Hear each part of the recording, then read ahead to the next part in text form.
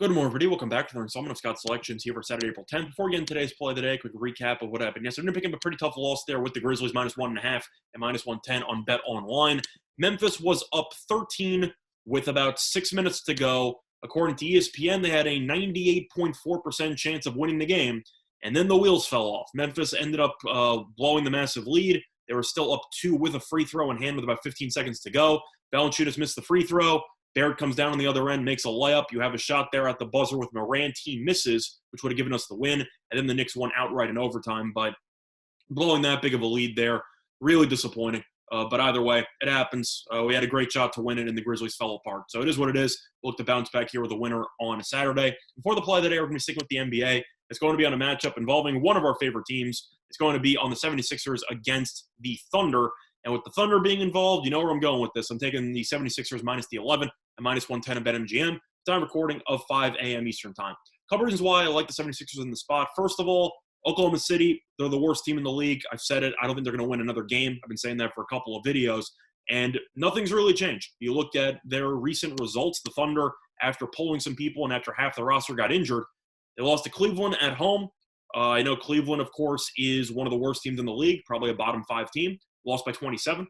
Plays Charlotte at home. Charlotte's missing 3 of their best players with Gordon Hayward, with Ball, and with Monk. Didn't matter. Lost by 11. Played Detroit before that at home as well.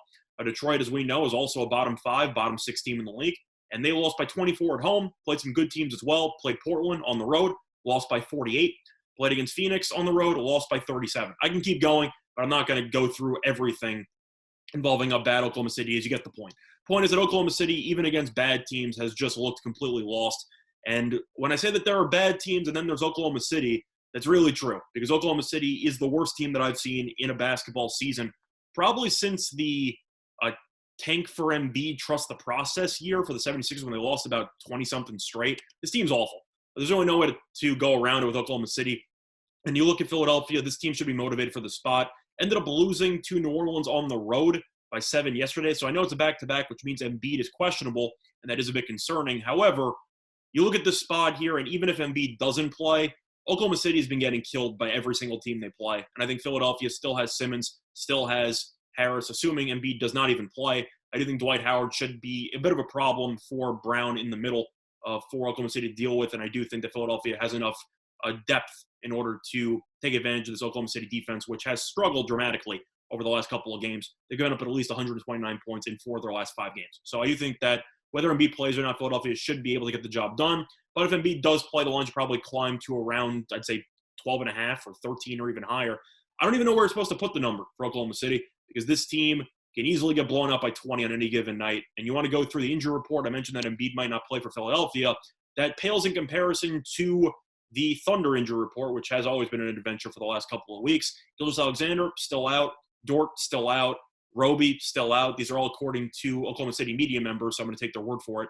Looking at some other factors here, Horford, of course, is still being rested because Oklahoma City is trying to tank, so he's not going to play for the rest of the year. And you also have Bazley, who is actually probable. He's expected to return to action for the first time since March 4th. However, since he hasn't played in over a month, definitely going to be on a min restriction, probably going to play, I'd say, around 20 minutes, maybe tops or so. I really don't see him playing that much. But do I think he's going to move the needle at all? No. This Thunder team is terrible. And I do think that Philadelphia should be motivated, because after losing to New Orleans, they are now a full game behind Brooklyn for both the division lead as well as the 1 seed in the East. And we all know how good Brooklyn is. So Philadelphia is going to definitely try to keep pace. I think this game turns into a blowout. I think if Philadelphia comes out and they actually are motivated for this game, they could win by 20 plus. And right now, 11 might seem like a high spread. It's really not with Oklahoma City playing. If you're getting killed by Detroit and Cleveland by double digits, by 20 plus actually in both those games, I think Philadelphia, even without Embiid, you saw how good Philadelphia was without him anyway for a couple of weeks there. And I do think that Philadelphia should get back on track and win this game handily. So looking at some trends before we wrap up, the 76ers are 4-0 ATS in their last 4 road games versus a team with a losing home record. And the Thunder are 1-6 ATS in their last 7 home games. So I already went through all the recent blowouts were at home for Oklahoma City.